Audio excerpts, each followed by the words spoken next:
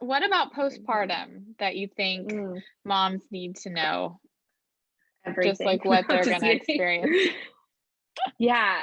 We learn so much you get so much education about your pregnancy and your labor and delivery. And I had an amazing OBGYN who I just love to death. Um, but you really get like dropped in no man's land when you're Yeah. are postpartum. And Mhm. same thing happened with me. And I think it's because like she assumed I was a nurse and all that. And she did help me through a lot of stuff. But man, learn as much as you can about postpartum because the labor and the delivery and the pregnancy is such a short, I mean, the pregnancy is a long amount of time, but your labor and delivery, that is just like such a fleeting moment. It happens Whereas so fast, yeah. postpartum can last you up to a year. So I Mhm. think educating yourself about postpartum is so important because there's a lot of things that come with postpartum that just people just do not think about.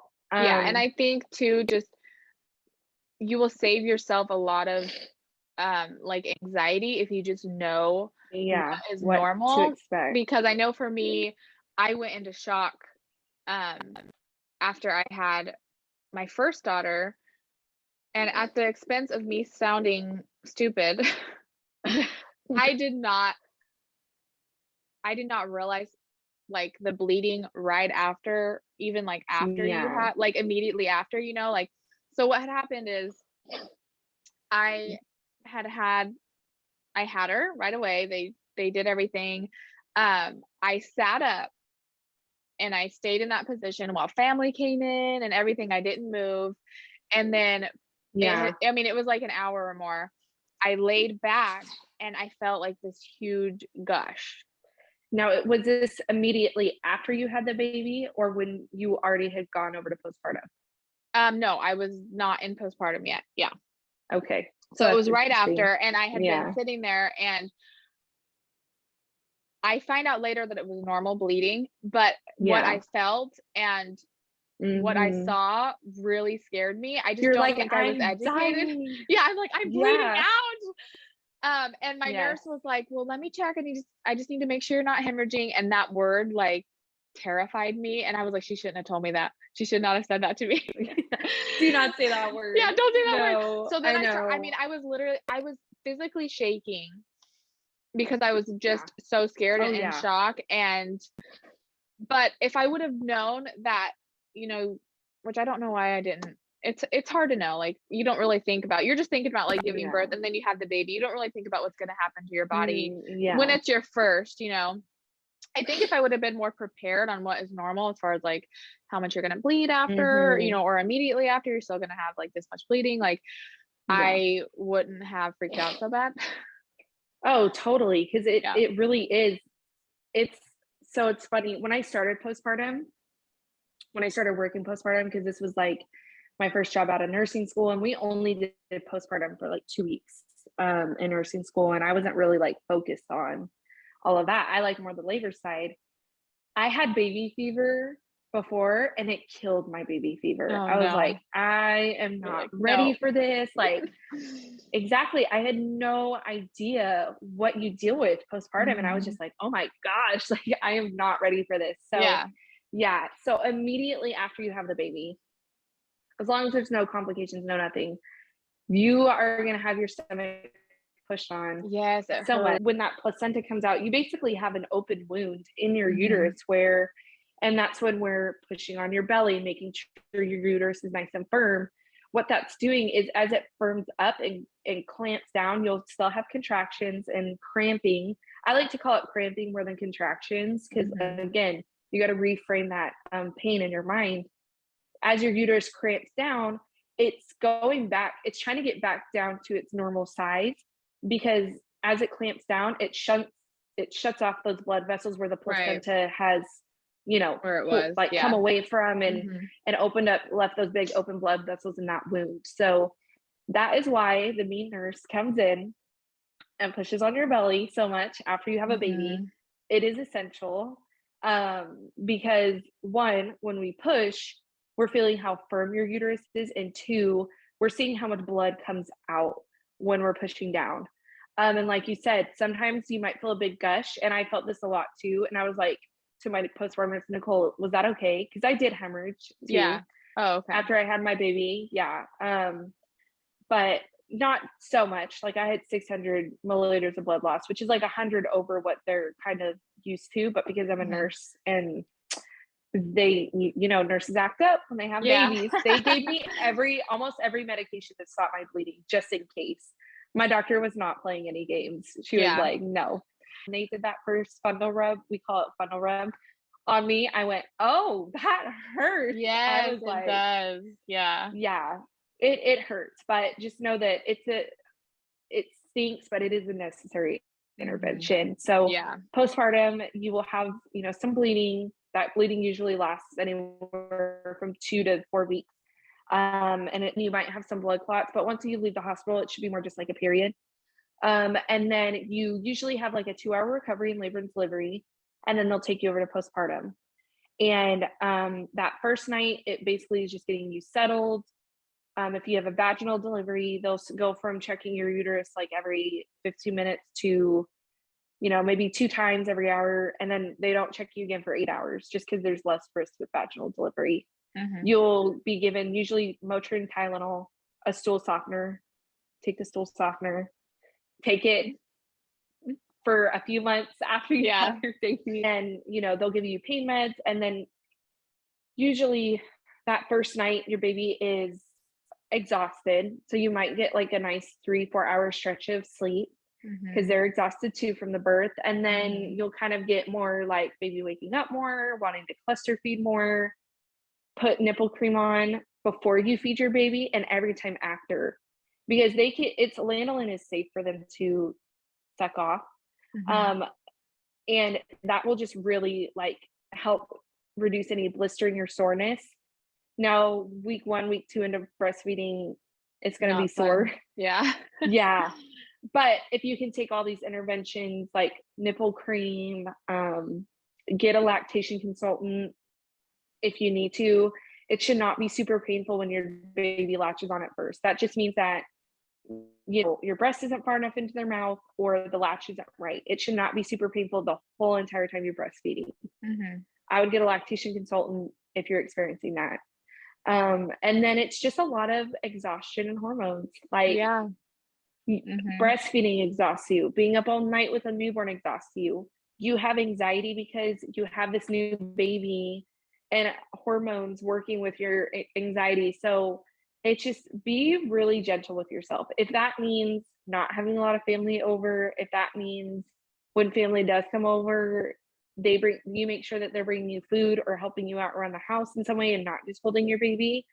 I know this is going against a lot of normal cultural norms, but I think too, it's becoming more obvious that like postpartum women, whether it's your first, second, third, or fourth, are going through so much. Yeah. And it's not a party where you get to just come see someone's baby. Like you should be supporting that mom in whatever way you can. Yeah. Because as a mom, just be aware that postpartum is a basket of, you might be still healing.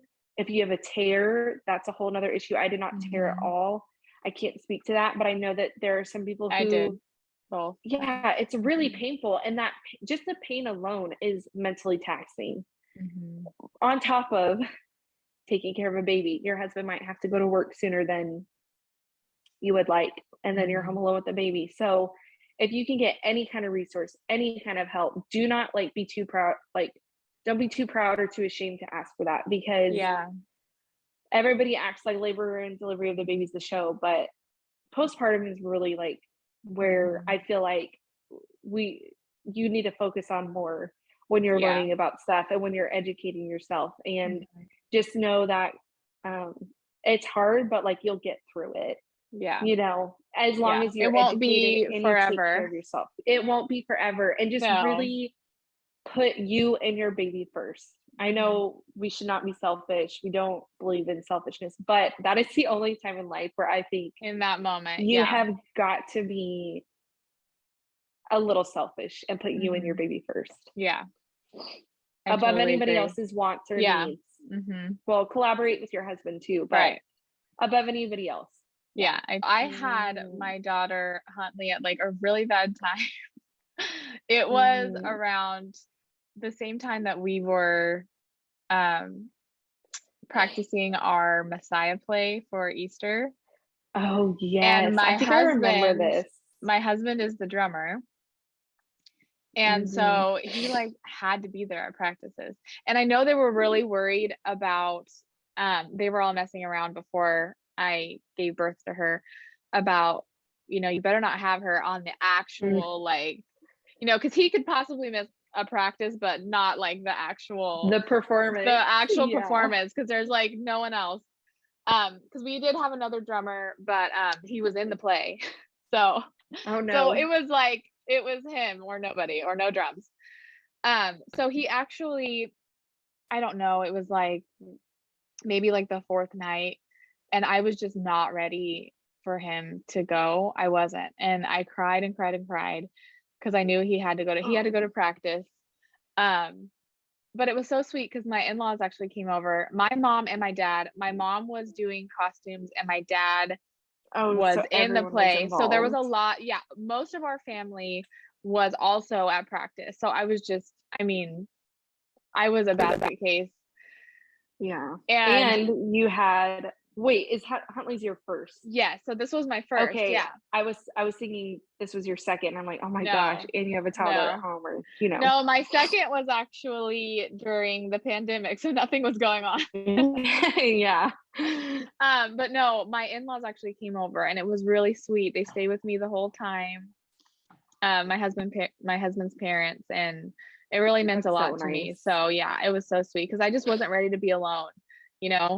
I was a first time mom, and I'm just like, I have You're like, baby. what do I do? I mean, I know they say like mother's instincts and all that, and I totally like agree with that, but still, it's still human. It's still a human. That you are 100%. You never taken care of, by yourself. And also you're hurting, and you're tired. Yes. And you want someone else to help you, like change a diaper, Yeah. And you fall asleep while breastfeeding and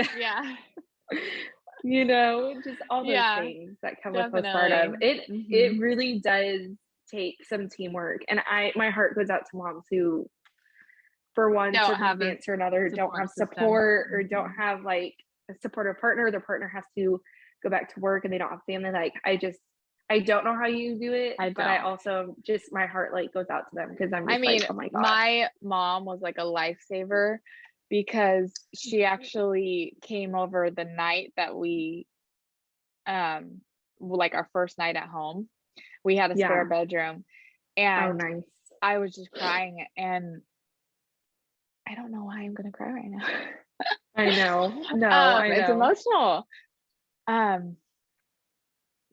Huntley was not breastfeeding well, and later we found out that she was tongue-tied, which we didn't know. So I called my mom and was like, she's crying, she won't eat, she just screams and cries every single time I try to feed her. Like, I don't know what to do. I was exhausted, like I had like no sleep.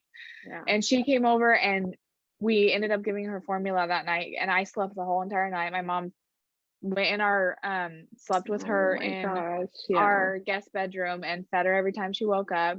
And I don't know if I had like, if this is normal or if I had like a little infection that I didn't realize, but I woke up and I was drenched in sweat when I woke up that next morning. Oh yeah, that's normal. I mean, it was like it was like I just got out of the shower. I was so soaked in sweat. It was so weird. And I'm like, what in the world?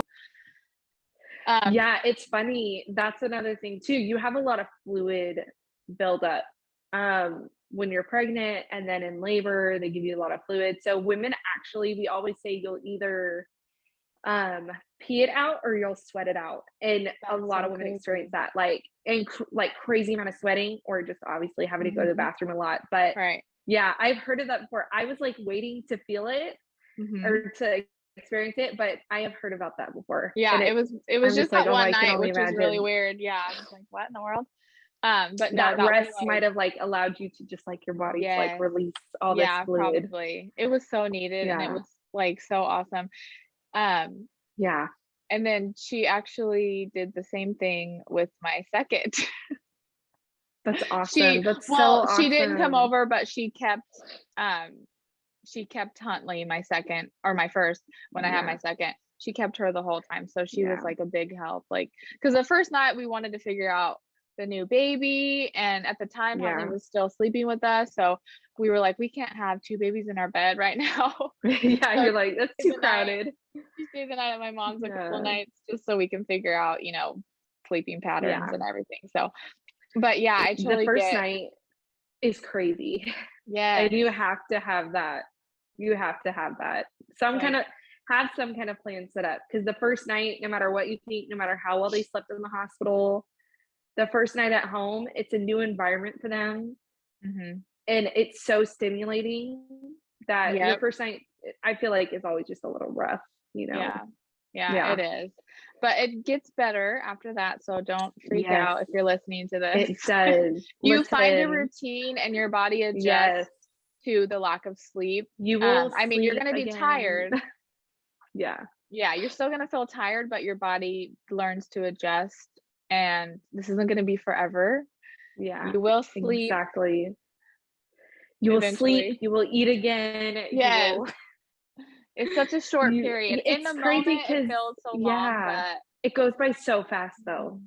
Yeah, it does. It feels like forever, but then you get to your baby being 1, and I'm like, whoa. I know, like, mine's 2 and 4, and I can't believe I have a 4-year-old. Oh, you probably feel so independent now. Oh my gosh. It is. It has gotten, it is. I mean, there was just certain things get easier. Yes, it does. It really does.